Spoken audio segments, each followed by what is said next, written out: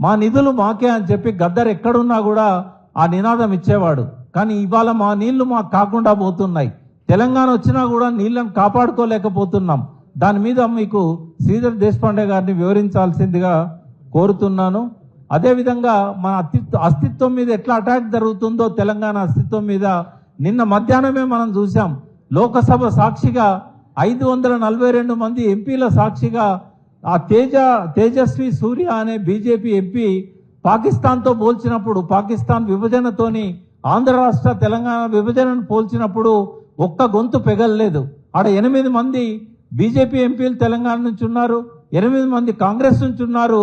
అందరూ కూడా నిద్రపోతున్నారా, లేకుంటే వాళ్ళ లోపల ఆవేశం చచ్చిపోయిందా? ఇట్లా మన అస్తిత్వం మీద నిరంతరం అటాక్స్ జరుగుతూ ఉంటే, మొన్నటికి మొన్న ఆంధ్ర ఎంపీ కూడా ఇష్టం వచ్చినట్టుగా మాట్లాడాడు. చంద్రబాబు నాయుడు ఏమో తెలంగాణ ఉద్యమం నా బ్రెయిన్ చైల్డ్ అన్నాడు. చంద్రబాబు నాయుడే అడ్డుపడకపోతే ఇంతమంది చనిపోయే వాళ్ళ 1200 మంది. ఈ పాపాలన్నిటికీ బాధ్యత వహించాల్సిన చంద్రబాబు నాయుడు తెలంగాణ నా బ్రెయిన్ చైల్డ్ అంటే కూడా తెలంగాణ సమాజంలో స్పందన లేదు.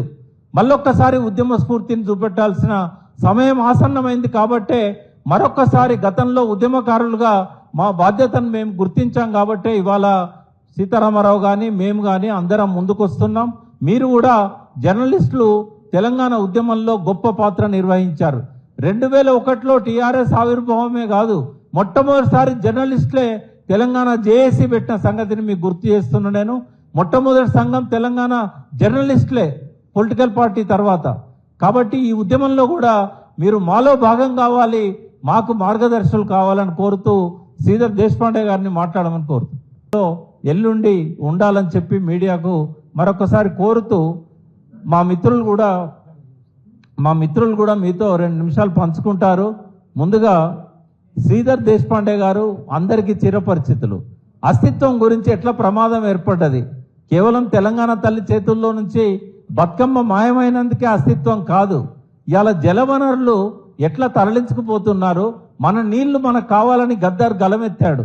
మా నీళ్లు మాకే, మా భూములు మాకే, మా నిధులు మాకే అని చెప్పి గద్దర్ ఎక్కడున్నా కూడా ఆ నినాదం ఇచ్చేవాడు. కానీ ఇవాళ మా నీళ్లు మాకు కాకుండా పోతున్నాయి. తెలంగాణ వచ్చినా కూడా నీళ్లను కాపాడుకోలేకపోతున్నాం. దాని మీద మీకు శ్రీధర్ దేశపాండే గారిని వివరించాల్సిందిగా కోరుతున్నాను. అదేవిధంగా మన అస్తిత్వం మీద ఎట్లా అటాక్ జరుగుతుందో తెలంగాణ అస్తిత్వం మీద నిన్న మధ్యాహ్నమే మనం చూసాం. లోకసభ సాక్షిగా 542 మంది ఎంపీల సాక్షిగా ఆ తేజస్వి సూర్య అనే బీజేపీ ఎంపీ పాకిస్తాన్తో పోల్చినప్పుడు, పాకిస్తాన్ విభజనతోని ఆంధ్ర రాష్ట్ర తెలంగాణ విభజనను పోల్చినప్పుడు ఒక్క గొంతు పెగలలేదు. ఆడ 8 మంది బీజేపీ ఎంపీలు తెలంగాణ నుంచి ఉన్నారు, 8 మంది కాంగ్రెస్ నుంచి ఉన్నారు. అందరూ కూడా నిద్రపోతున్నారా, లేకుంటే వాళ్ళ లోపల ఆవేశం చచ్చిపోయిందా? ఇట్లా మన అస్తిత్వం మీద నిరంతరం అటాక్స్ జరుగుతూ ఉంటే, మొన్నటికి మొన్న ఆంధ్ర ఎంపీ కూడా ఇష్టం వచ్చినట్టుగా మాట్లాడాడు. చంద్రబాబు నాయుడు ఏమో తెలంగాణ ఉద్యమం నా బ్రెయిన్ చైల్డ్ అన్నాడు. చంద్రబాబు నాయుడే అడ్డుపడకపోతే ఇంతమంది చనిపోయే వాళ్ళ 1200 మంది. ఈ పాపాలన్నిటికీ బాధ్యత వహించాల్సిన చంద్రబాబు నాయుడు తెలంగాణ నా బ్రెయిన్ చైల్డ్ అంటే కూడా తెలంగాణ సమాజంలో స్పందన లేదు.